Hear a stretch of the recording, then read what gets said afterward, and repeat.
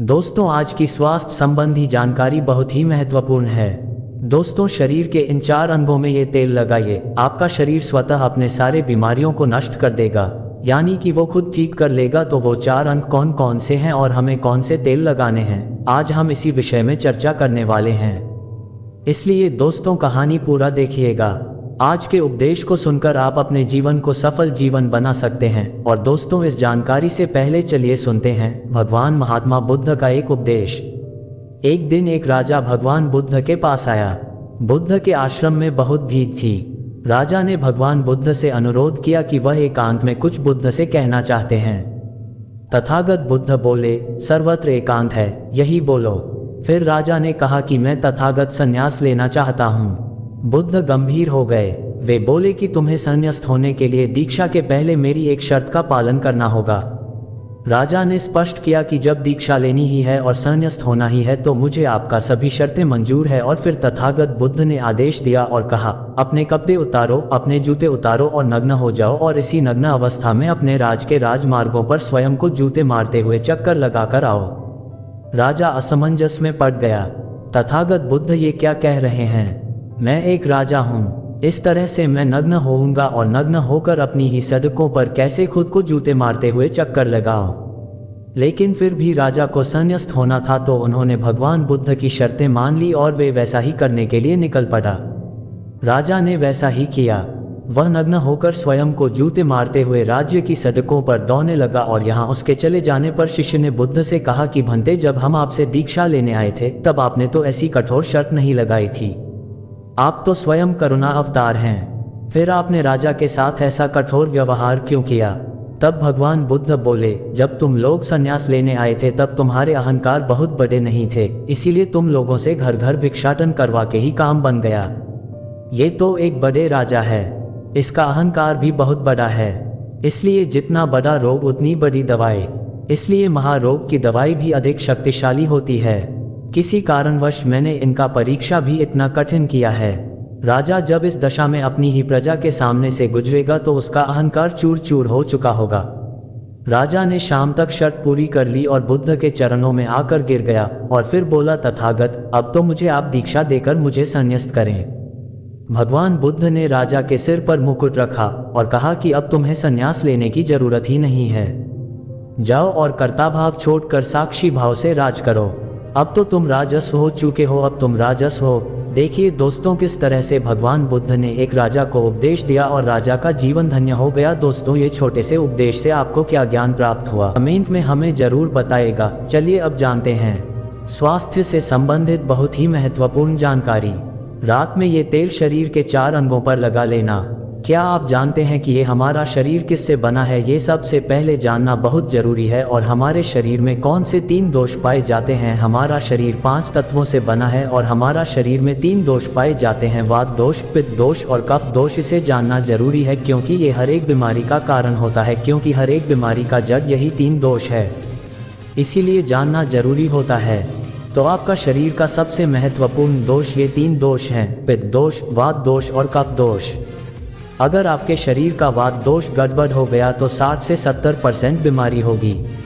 अगर आपके शरीर का पित्त दोष गड़बड़ हो गया तो आपके शरीर में 15 से 20% बीमारियां होती हैं। और यदि आपके शरीर का कफ दोष गड़बड़ हो गया तो 5 से 10% बीमारी होती है।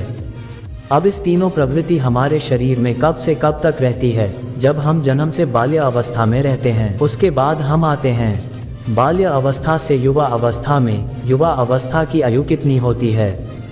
जब हम 15 साल से 60 साल के बीच में होते हैं, इस समय हमारा शरीर युवा अवस्था में होता है। इस समय हमारे शरीर में पित्त प्रवृत्ति सबसे ज़्यादा होता है, सबसे ज़्यादा पित्त बनता है। इसलिए हमें ये ध्यान देना होगा कि हम ऐसी कोई भी चीज़ ना खाएं जिससे हमारा पित्त दोष बढ़ जाए।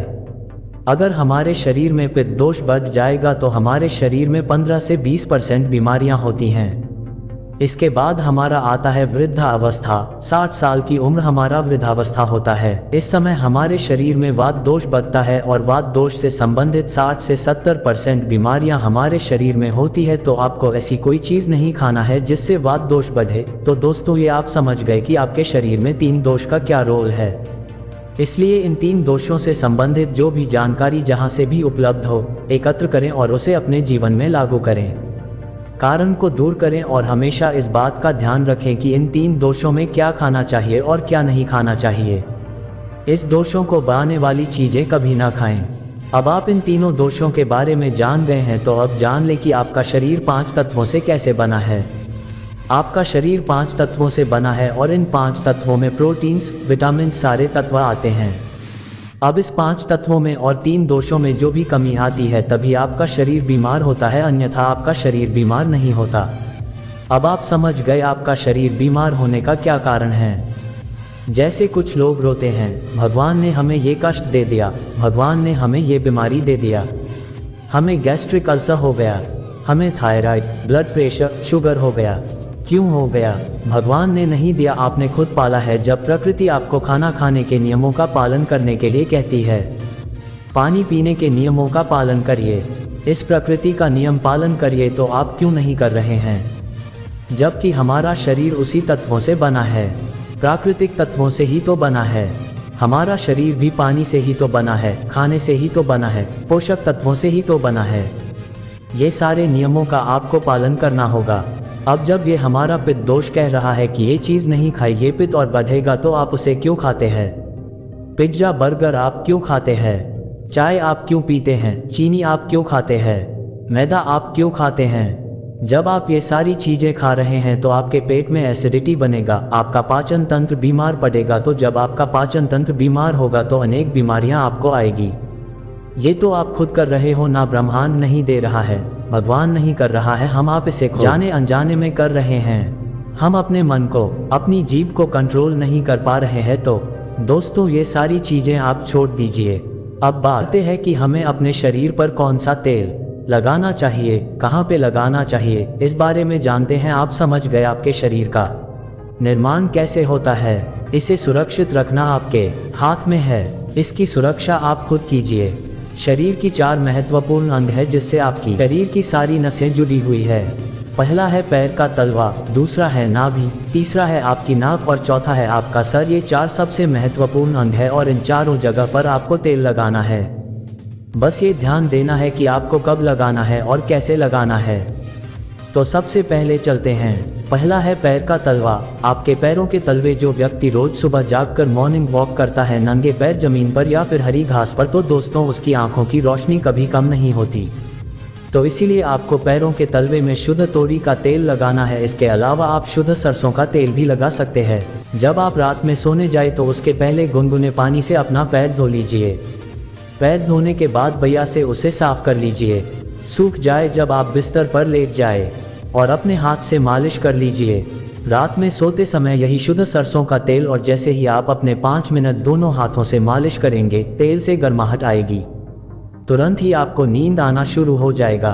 अगर आप नींद का टैबलेट लेते हैं, अगर आप डिप्रेशन में हैं, नींद नहीं आ रहा है, तो ये दूसरे दिन से ही बंद हो जाएगा। आपको नींद की टैबलेट की जरूरत ही नहीं पड़ेगी। आपका पागलपन दूर हो जाएगा। याददाश्त बहुत तेज होती हैं, दिमाग से संबंधित सारे समस्याएं खत्म, और एक ही बार में आप 10 बजे सो रहे हैं। 4 बजे से पहले आपकी नींद ही नहीं खुलेगी। इतनी बढ़िया नींद आती है। तो पैर के तलवे में तेल लगाने से आपके पाचन तंत्र मजबूत होता है, याददाश्त तेज होती है, भूख लगती है, शरीर में शक्ति मिलती है, ऊर्जा मिलती है, यानी कि शरीर की सारी पोषक तत्वों को आपूर्ति कर देता है। दूसरा स्थान है नाभि, जो कि आपके शरीर का सबसे महत्वपूर्ण अंग है। नाभि के पीछे एक पेकोटी ग्रंथि पाई जाती है, और इसी पेकोटी ग्रंथि से शरीर की सारी नसें जुड़ी हुई होती है, और ये शरीर की सबसे शक्तिशाली ग्रंथि होती है। इसलिए नाभि में तेल लगाना चाहिए। आप देखते होंगे जब आपके घर में छोटा बच्चा होता है तो माताएं उस बच्चे की तेल से मालिश करती थी, लेकिन अब तो बच्चों को तेल लगाना ही बंद कर दिया। पहले माताएं 8 से 10 बार दिन में बच्चे की तेल से मालिश करती थी। वे कहती थी कि हम जितनी बार तेल की मालिश करेंगे, उनकी हड्डियां उतनी ही मजबूत होगी। और वो घर पर बना हुआ शुद्ध सरसों का तेल होता था। और वो शुद्ध सरसों घर का तेल और किसका बनाती थे? किसी सरसों को भून करके, सरसों को रोल कर पहले जो उसी से मालिश करती थी, पहले वो लगा देती, उसके बाद छोटा करके। लेकिन आज फैशन बदल गया है, लोग तरह तरह के केमिकल युक्त तेलों से मालिश कर रहे हैं। ये किसी काम का नहीं। दोस्तों, कंपनियां हमें सिर्फ बेवकूफ़ बनाती हैं और इससे सिर्फ बीमारियां होती हैं, क्योंकि बच्चों की मालिश के लिए सबसे अच्छा तेल सरसों का है। और गांव के बच्चों को माताएं आज भी सरसों के तेल की मालिश करती है। गांव के बच्चे शहर के बच्चों की तुलना में कितने कमज़ोर हैं, इसे आप खुद अनुमान लगा सकते हैं। तो दोस्तों, ये नाभि आपके शरीर का सबसे शक्तिशाली हिस्सा है। तो जब माताएं नाभि में तेल की मालिश करती थी तो पहले फूंक मारती थी। फूंक मारने के बाद उसमें तेल लगाती थी और दिन भर में 3 से 4 बार तेल लगाती थी। तो दोस्तों, आपको भी आज से शुद्ध सरसों का तेल रात में सोते समय नाभि में लगाना है। और जब आप नाभि में तेल लगाते हैं तो इसके क्या फ़ायदे होते हैं, आप ये जानकर चौंक जाएंगे। पहला फ़ायदा, आपको अच्छी नींद आएगी। दूसरा फ़ायदा, दिमाग से संबंधित कोई भी समस्या नहीं होगी।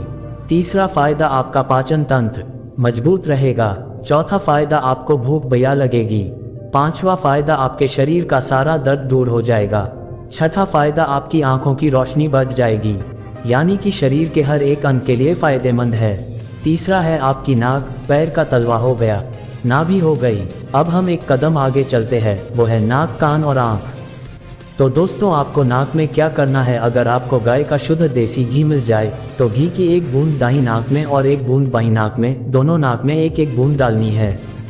रोजाना दोनों नाक में 1-1 बूंद डालें। इसके इतने फ़ायदे हैं, मैं यहाँ गिनाते गिनाते थक जाऊँगा। आपका पागलपन दूर हो जाएगा। अगर किसी को पागलपन है, अगर पागलपन का इलाज चल रहा है तो 3 से 4 महीने के अंदर पागलपन की दवा बंद हो जाएगी।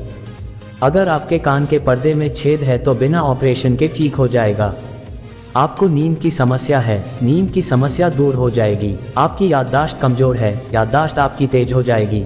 शरीर में कमज़ोरी है, शरीर की कमज़ोरी दूर हो जाएगी। जुकाम आपको कभी पूरी ज़िंदगी में नहीं होगा। जुकाम सर्दी की नाक से संबंधित जितनी भी बीमारी है आपको नहीं होगा। चौथा है आपका सर। अब एक अंग और है जहाँ से आपका शरीर पूरा दिमाग जुड़ा हुआ है, वो है सिर। अगर गर्मी का सीज़न है तो आप स्नान करते होंगे। जब स्नान करके निकले, स्नान करने के बाद जब आपके बालों का पानी सूख जाए तो आपको अपने सिर में शुद्ध सरसों का तेल लगाना है। जैसे ही आप अपने सिर में सरसों का तेल लगाकर सिर की मालिश करेंगे तो आपको 10 मिनट बाद नींद आना शुरू हो जाएगा। सिर में सोते समय तेल लगाने से कई सारे फायदे हैं, जैसे आपका जो बाल पक रहा होगा वो भी रुक जाएगा, आपको नींद बढ़िया आएगी, दिमाग की याददाश्त पावरफुल होगी, शरीर की शक्ति बढ़ेगी, शरीर की कमजोरी दूर हो जाएगी। यानी कि शरीर की सारी शक्तियां आपको मिलेंगी सिर में तेल लगाने से। तो दोस्तों, आप शुद्ध सरसों तेल को अपने शरीर के इन 4 अंगों पर लगाएं और देसी घी को अपने नाक में डालिए। ये प्रक्रिया आप अपना लीजिए, आपका शरीर स्वस्थ और तंदुरुस्त हो जाएगा। जैसे हमने कहा कि ये हमारा शरीर है, हमारा शरीर हमारे ऊपर डिपेंड है, हम इसे किस तरह से रखते हैं। मान लीजिए एक कपड़ा है, आप उसे कितनी सेफ्टी से रखते हैं। खासतौर पर सफ़ेद कपड़ा हो गया, आप उसे पहनते हैं, पहन के बाहर जाते हैं तो आप उसे बहुत बचा कर रखते हैं कि कहीं गंदे स्थान पर टच ना हो जाए। सफ़ेद कपड़ा है, इसमें दाग लग जाएगा, कितना बचा के चलते हैं और फिर आते ही खूंटी में निकाल कर आराम से टांग देते हैं, जिससे उसमें दाग नहीं लगता है, और फिर अगले दिन पहनते हैं और उसको ध्यान से प्रेस आयरन वगैरह करते हैं। तो दोस्तों, ठीक उसी प्रकार इस शरीर की देखभाल आप खुद कीजिए। जितनी आप इस शरीर की देखभाल करेंगे उतना ही आपका शरीर स्वस्थ व निरोग बना रहेगा। तो जैसे हमने कहा, इसका पालन करिए, आप प्रकृति के नियम का पालन करिए। तो दोस्तों, आज से अभी से आप इन 4 जगहों पर तेल लगाना शुरू कर दीजिए। तो दोस्तों, उम्मीद करता हूँ आपको इस कहानी से बहुत कुछ सीखने को मिला होगा। ये कहानी आपको कैसी लगी हमें कमेंट बॉक्स में कमेंट करके ज़रूर बताएं, और साथ ही इस कहानी को अपने दोस्तों के साथ ज़रूर शेयर करें ताकि उन्हें भी इस कहानी से कुछ सीखने को मिल सके। धन्यवाद।